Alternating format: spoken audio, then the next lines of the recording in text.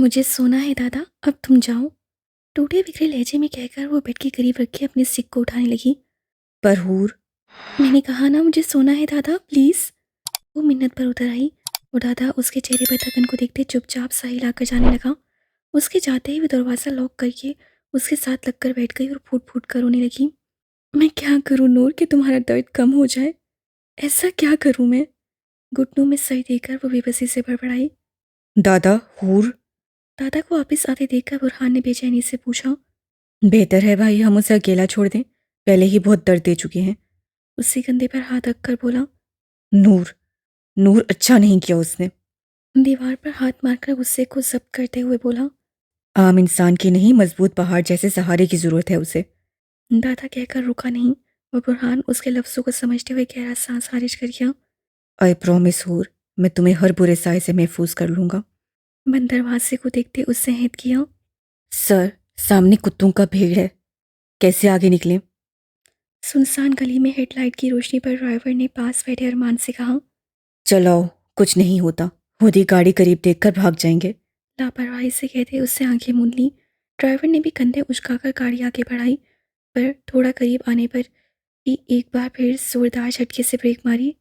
क्या इस बार बिल्लियों की भीड़ देख ली जो ऐसे अचानक ब्रेक लगाई है? अपना माथा सहलाते अरमान ने ड्राइवर पर तंज किया। सर, सामने देखें।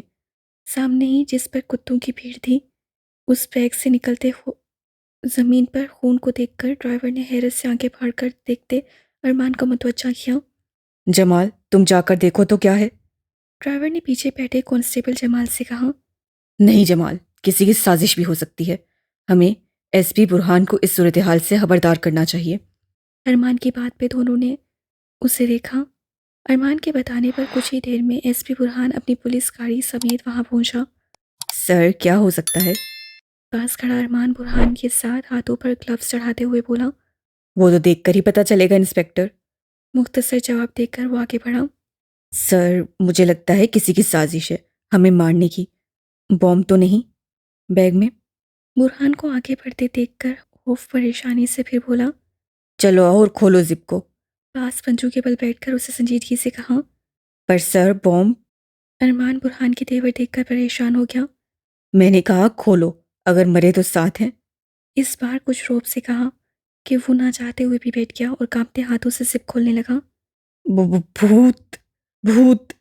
पास खड़ा कांस्टेबल जमाल चीख उठा बैग के अंदर का मंजर देखकर, जहां वकार बलोच के अज़ा के साथ ऊपर सर रखा था। Oh my God. हैरत से बुरहान के मुंह से निकला। सर, ये तो पहले भी होता रहा है। अरमान हंसकर पीछे हट गया। बुरहान ने नासमझी से उसे देखा। सर, जिन लोगों को हम नहीं पकड़ सकते वो काम बीस कर देता है, जो क्राइम की दुनिया का बीस है, जहां सिर्फ उसका बनाया कानून चलता है और किसी ने इस कानून को तोड़ने की कोशिश की, उनका यही हाल होता है। लापरवाही से कहते हुए बुरहान के बिगड़े तेवरों से बेखबर था। Word rubbish. किसके बनाए कानून की बात कर रहे हो? एक दरिंदे के? बुरहान की धाड़ पर अरमान चुप सा हो गया। सॉरी सर, जो सुना था वही बताया। वो सर झुकाए शर्मिंदा सा बोला। अपनी सुनी सुनाई अपने पास रखो और मेरे सामने ऐसे दरिंदों के इस तरह के जिक्र से परहेज करो। उंगली उठाकर उससे मौन किया तो अरमान ने जल्दी से इस बात में सर हिलाया। मैं डीआईजी को इन्फॉर्म करता हूँ इस सूरत हाल से। वो कहकर साइड पर चला गया। जब पड़ेगी इसे तब पता चलेगा। दुनिया जानती है बीस को, और ये मुझे मना कर रहा है। खुद ही पता लगेगा कल डीआईजी की न्यूज़ से। जलते कुर्ते उससे कांस्टेबल जमाल से कहा, जो खामोश होकर सुन रहा था।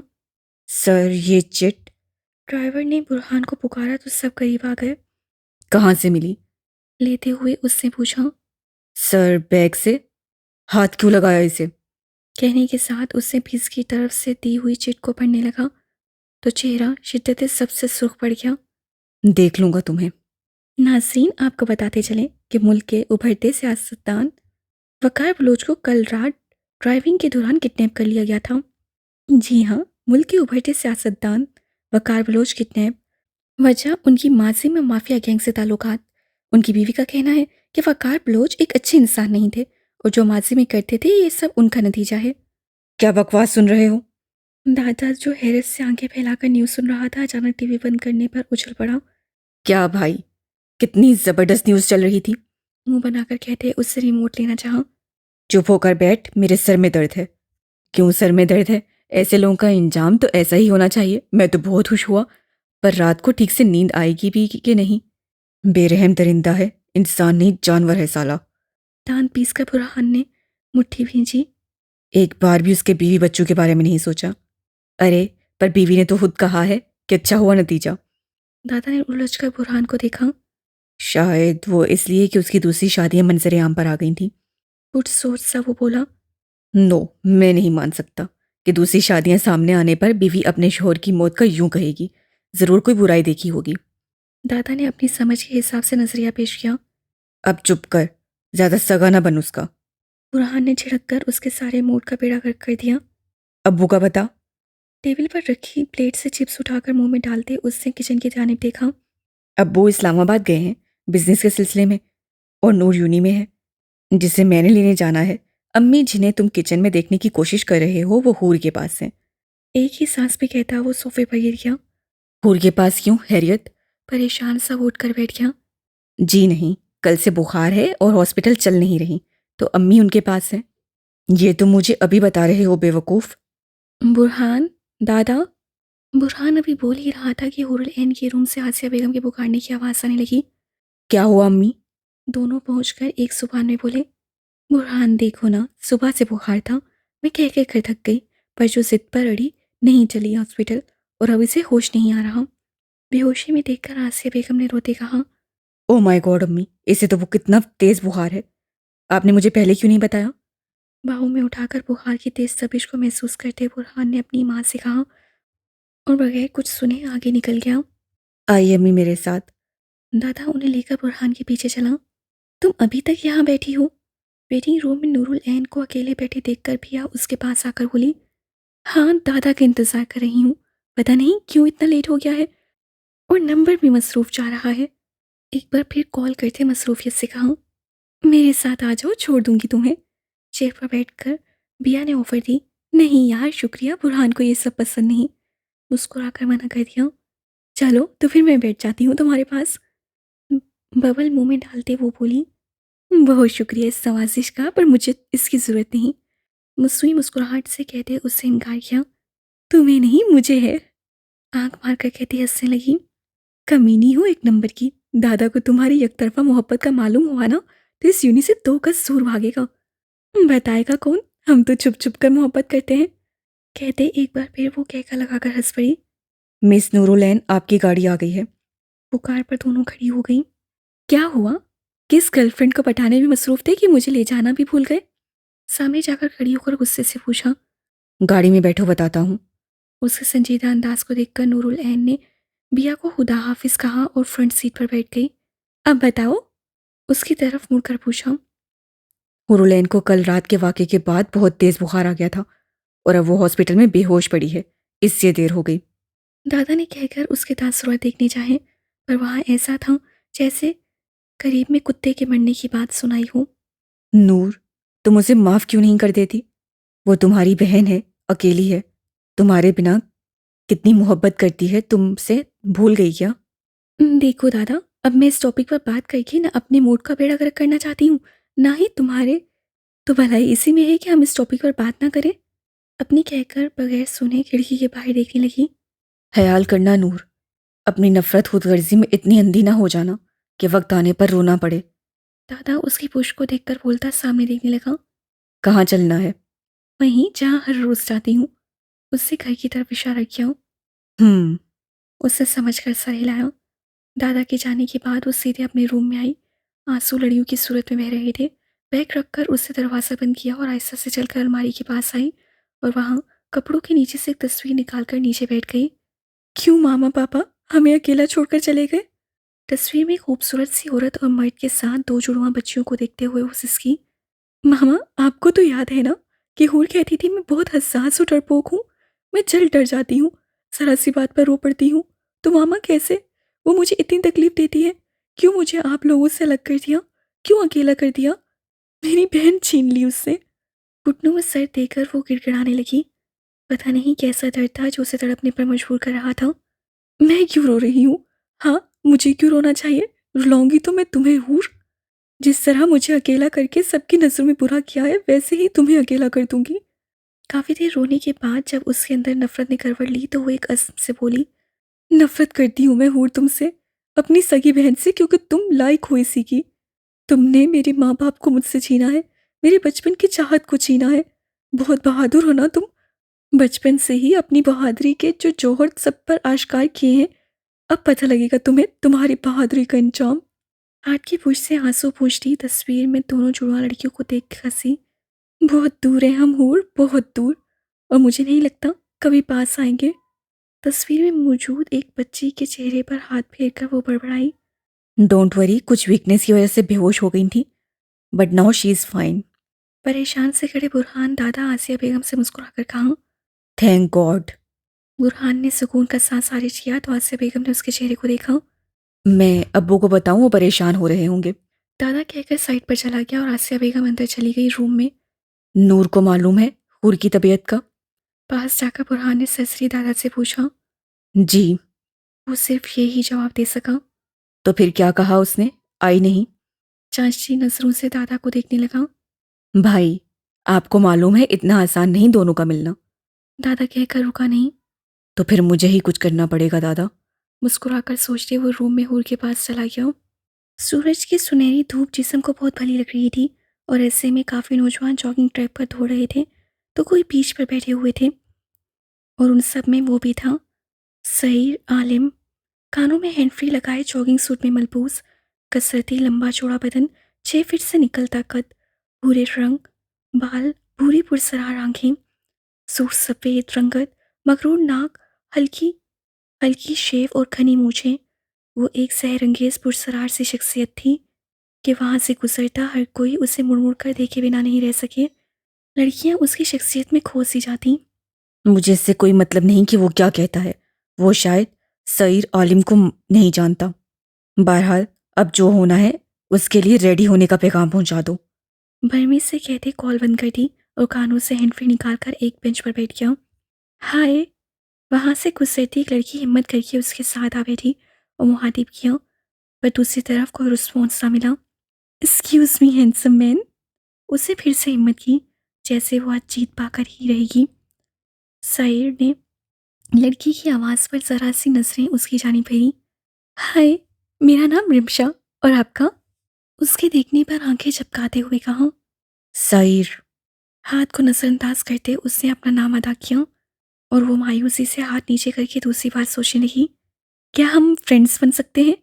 उसके खूबसूरत से चेहरे पर बने उस पुरसरार से निशान को देखकर वो बेताबी से बोलने लगी। दिल तो कर रहा था अभी हाथ बढ़ाकर उसके चेहरे पर बने उन निशानों को छू ले, पर सामने वाले की शख्सियत उसकी हिम्मत तोड़ रही थी।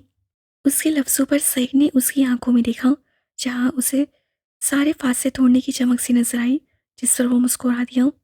हाँ, अगर तुम अपनी आंखें निकाल दो। सही के लफ्ज़ों पर रमशा की आंखें फैल गईं। व्हाट? और वो घबराकर एकदम खड़ी हो गई। यस। कहकर वो मज़ीद रुका नहीं, बल्कि उठकर अपनी गाड़ी की तरफ चला गया और पीछे खड़ी रिमशा हैरत से उसकी चौड़ी पुश्त को देखने लगी। और जब उसकी आंखों की संजीदगी को महसूस किया तो लोगों पर जुबान फेरी और पानी की बोतल मुंह से लगाई।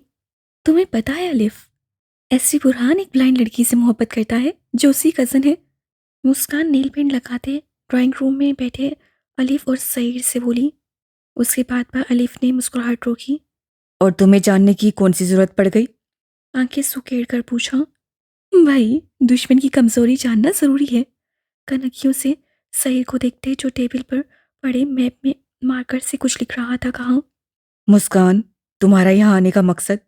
इस बार सईद ने पूछा। बस मैं बोर हो गई थी, हॉस्टल में तो आ गई। उसे मासूम सूरत बनाई। पर अब जाओ। मसरूफ से अंदाज में गेट आउट कहा गया। सईद, पर अब मैं यहाँ रहना चाहती हूँ, वो मिनमिनाई। अलिफ, इसे बाहर का रास्ता दिखाओ। सईद के कहने और मुस्कान के सुर्ख चेहरे को देखते अलिफ उठ खड़ा हुआ। जरूरत नहीं, मैं खुद जा रही हूँ। बैग में नेल पेंट डालकर वो बालों को झटकती उठ खड़ी हुई और एक घूरी मुस्कुराते अलिफ पर डालकर वहां से जाने लगी। इतनी जल्दी जा रही हो मिस्सी? एक पेपर हाथ में उठाए ड्राइंग रूम में दाखिल होते आरिफ ने उसके सुर्ख छोटी सी नाक को देखते पूछा। जी हाँ, काफी देर हो गई है यहाँ। मुड़कर बिगड़े तेवरों से लापरवाह बेटे सईद को देखते वो बोली और वहां से निकलती चली गई। इसे क्या हुआ? आरिफ ने अब्रू उचकाकर अलीफ से मुस्कान के मूड के बाबत पूछा। मूडी लड़की है। ये लो सही, फ्लाइट टाइम और मीटिंग लोकेशन। आरिफ ने पेपर सईद के सामने रखा। सईद ने मैप फोल्ड करते वो पेपर उठा लिया। अब कैसा फील कर रही हूँ? आसिया बेगम ने उसे उठते देखकर सवाल पूछा। जी अच्छा फील कर रही हूँ। देखा अपनी जिद का नतीजा। अलमारी से ड्रेस निकाला और उसके पास आई। हॉस्पिटल से वापस आकर हुरूर आइन वापस सो गई थी। तभी अब उसे उठते देखकर फ्रेश होने के लिए ड्रेस निकाल लाई। अच्छा अब चेंज कर लो, फिर मैं खाना भिजवाती हूँ। ठीक है। उसे अस्वाद में सहलाया। ताई अम्मी नूर कहाँ है? हाथ मरोड़ते पूछा। वो यूनी से आकर सो गई थी, अभी उठी है। आसिया बेगम ने उसके खूबसूरत चेहरे को देखते जवाब दिया। हाँ, तो किस हाल में है मिस हूर? दादा और बुरहान अंदर दाखिल होकर बोले। अच्छे हाल में हूँ मिस्टर दादा, वो शरारत से बोली। मैडम मैं भी मौजूद हूँ यहाँ। बुरहान ने अपनी मौजूदगी का एहसास दिलाया। जानती हूँ, बताने की जरूरत नहीं, वो हंसकर बोली। दादा ने मायने हेजी से आबरूज खाए तो बुरहान ने सर खजाया। शुक्रिया आपका जनाब। दिलकश अंदाज में कहते उसे सर को खुशाया। आसिया बेगम ने घूर कर उसे देखा, दोनों के चेहरे को, और उन्हें डिनर का कहकर चली आई। अच्छा मैं चलता हूँ, दोस्तों के पास जाना है। दादा कॉलर को छिड़क कर मुस्कुराता चला गया। आई एम सॉरी हूर, मेरी गलती की वजह से तुम डिप्रेशन में आ गई। बुरहान ने नजरें उसके नर्म और मुलायम हाथों को देखते शर्मिंदा सा बोला। तुम क्यों शर्मिंदा हो रहे हो बुरहान? इसमें तुम्हारी तो गलती नहीं थी। उसे शर्मिंदगी से निकालने के लिए वो जल्दी से बोली तो बुरहान मुस्कुरा दिया। तुम्हारे लिए कल एक गुड न्यूज़ होगी और इंशाल्लाह तुम्हारी जिंदगी बदल जाएगी। उसके हाथ पर अपना हाथ रखते बुरहान ने कहा तो मुस्कुराकर सर हिलाते उसे अपना हाथ उसके मुलायम ग्रिप से आज़ाद करवा लिया। इंशाल्लाह, वो सिर्फ इतना ही कह सकी। अच्छा तुम फ्रेश हो जाओ, अम्मी खाना भेजने ही वाली होंगी। वो कहकर रूम से बाहर निकल गया। दूर भीगी सी हंसी हंसी। काश ऐसा हो जाता। एक होक सी निकली दिल से। बुरहान बेटा कुछ काम है? आसिया बेगम बुरहान को रात के 12 बजे अपने कमरे में देखकर कुछ हैरान हुई। नहीं, आप अभी तक जाग रही हैं अम्मी? रूम में मौजूद सोफे पर बैठकर कहा। हाँ बस तुम्हारे अब्बू नहीं होते तो यूं ही मुताला करते वक्त गुजरता है। किताब साइड टेबल पर रखकर वो चश्मा उतार कर बोली। बुरहान भी मुस्कुरा दिया। मोहब्बत एहसास ही ऐसा होता है, क्यों ठीक कहा ना? कही तो उससे अपने दिल की बात थी, पर चेहरे पर तासुर शरारती थे। हाँ शायद। आसिया बेगम हंस पड़ी। अच्छा तुम बताओ इस वक्त यहाँ कोई काम है? उसकी इस वक्त मौजूदगी पर संजीदा हुई। जी अम्मी, काम तो आप और अब्बू दोनों से था, पर चूंकि अब्बू यहाँ नहीं और मुझसे सब्र नहीं हो रहा तो आपकी राय चाहता हूँ। सोफे से उठकर आसिया बेगम के पास आया और उसके हाथ अपने हाथों में लेकर संजीदा सा बोला। ऐसी कौन सी बात है कि मेरे साबिर बेटे से सबर ना हुआ? आसिया बेगम भी उसके बालों पर हाथ फेर कर मुस्कुराई। साथ वाले रूम से पानी के लिए निकलती हूरुल ऐन के कानों में ये अल्फाज पड़े और मुतजस्सिस होकर वहीं रुक गई। हूर, ये बहुत बुरी बात है किसी की छुप कर बातें सुनना। परेशानी से लब कुचलकर वो खुद को समझाने लगी। मैं थोड़ी ना सुन रही हूँ, वो अल्फाज खुद मेरे कानों में आ रहे हैं। नाक चढ़ाकर उससे अपनी पोजीशन साफ की और सुनने के लिए वहीं रुक गई। अम्मी वो मैं होरोलैंड से शादी करना चाहता हूँ। बिना झिझक के उसे सीधा कह दिया और आसिया बेगम का सपाट चेहरा देखने लगा। बाहर खड़ी हूर टूटे हुए वजूद को संभाल कर आगे जाने लगी कि आसिया बेगम के लफ्ज़ों ने उसे रुकने पर मजबूर कर दिया। बुरहान की मोहब्बत की वो बहुत कदर करती थी, पर वो नहीं चाहती थी अभी शादी हो। बुरहान, अभी जिसे तुम मोहब्बत कह रहे हो वो बस एक हमदर्दी है और कुछ नहीं। आसिया बेगम ने उसके हाथों से हाथ निकाल कर कहा। बुरहान ने कुछ ना समझते उसे देखा। मामा ये आप क्या कह रही हैं? मैं हमदर्दी में नहीं, सच में हूर से मोहब्बत करता हूँ। हैरत और नाक पसंदीदगी से वजाहत की। सॉरी बुरहान, ये नामुमकिन है। हर माँ अपने बच्चे को खुश देखना चाहती है, और मैं या तुम्हारा बाप जानबूझकर तुम्हें इस आग में नहीं धकेल सकते। अगर तुम्हें मोहब्बत ही हो गई है तो नूर भी तो हूर जैसी है, उससे क्यों नहीं हुई? अगर उससे होती तो शायद मैं तुम्हारी मोहब्बत समझकर कबूल भी कर लेती। तुम्हारे बाप ने पहले ही इनकार कर दिया है और हूर का रिश्ता किसी और जगह करना चाहता है, जो शायद हो भी या ना। वो अंधी है, सहारों की मोहताज है।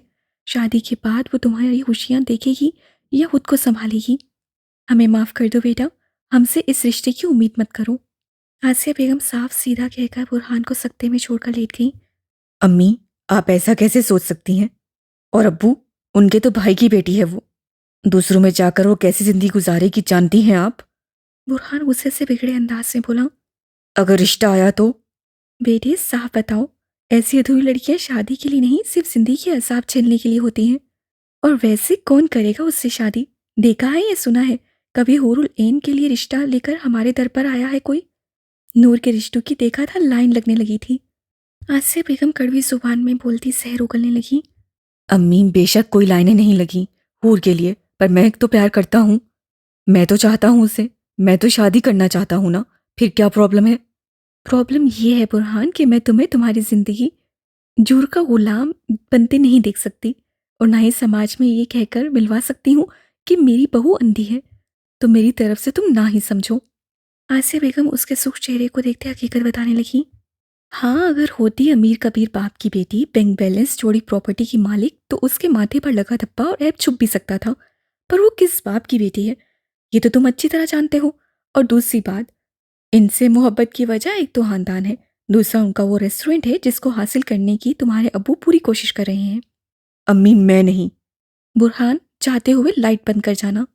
हैरत सदमे से जो अल्फाज बुरहान के मुंह से निकलने वाले थे उन्हें बीच में ही टोक कर बोली। अम्मी, बहुत बुरा कर रहे हैं आप लोग।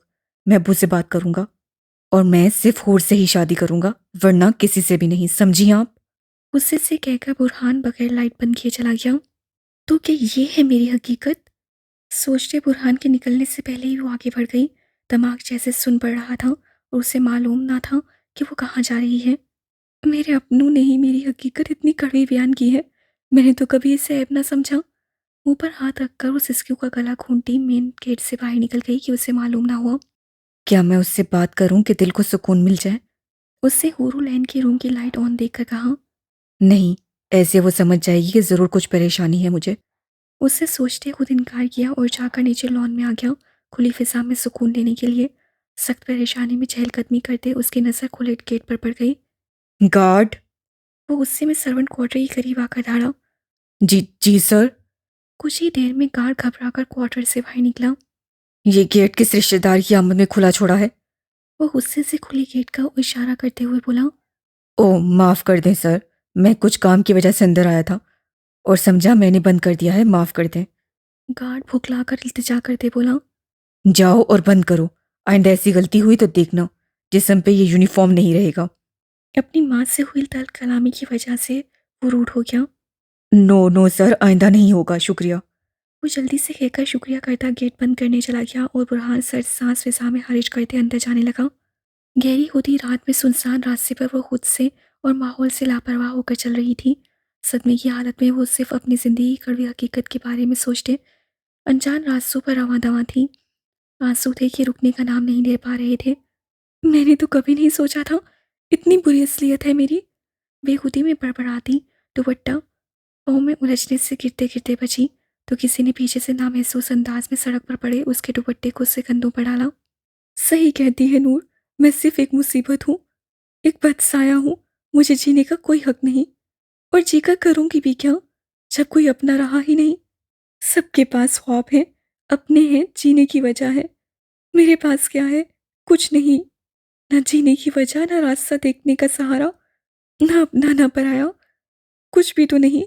हुरुलैन, तुम्हारे पास खाली हाथ, खाली दामन, अकेली हो इस दुनिया में।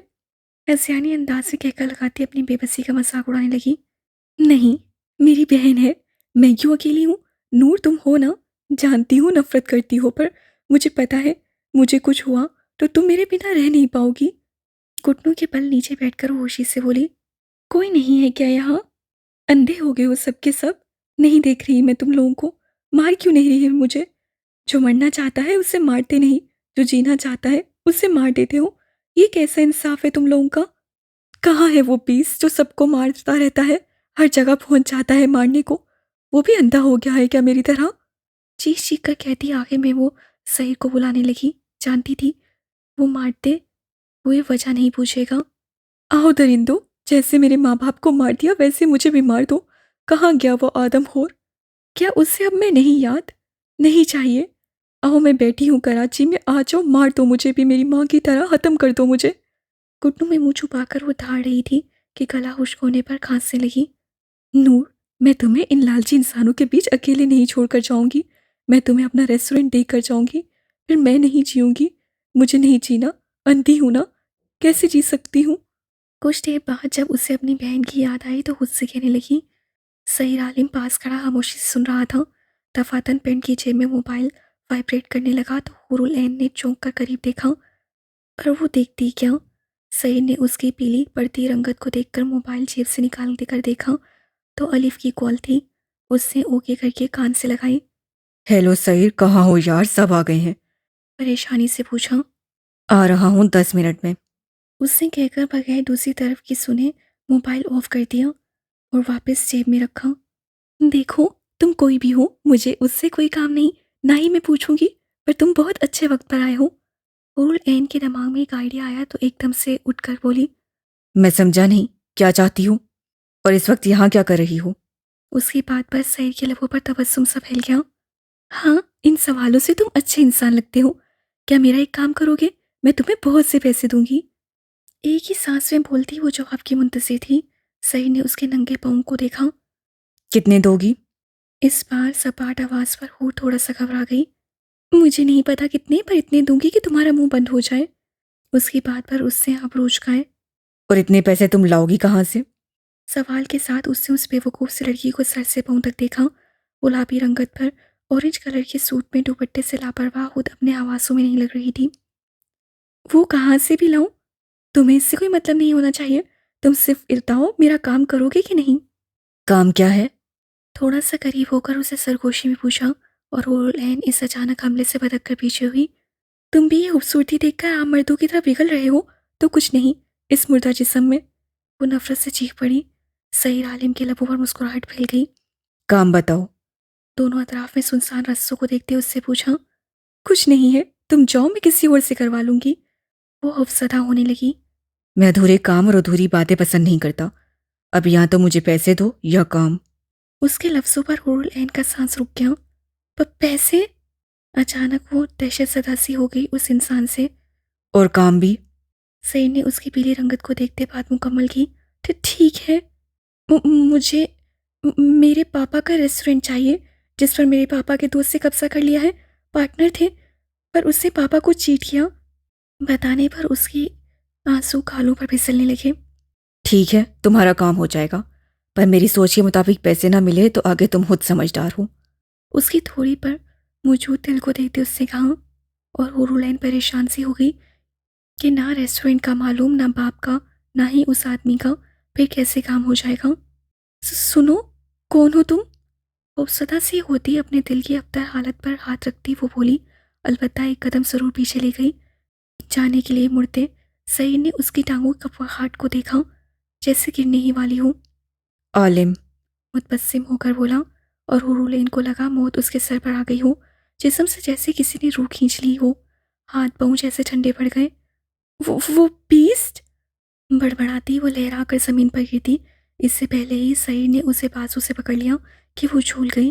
मुस्कुराते उसे अपने मजबूत बाजू में उठा लिया और कलाई पर बंधी घड़ी में वक्त देखते दूर खड़ी अपनी गाड़ी की तरफ चला गया।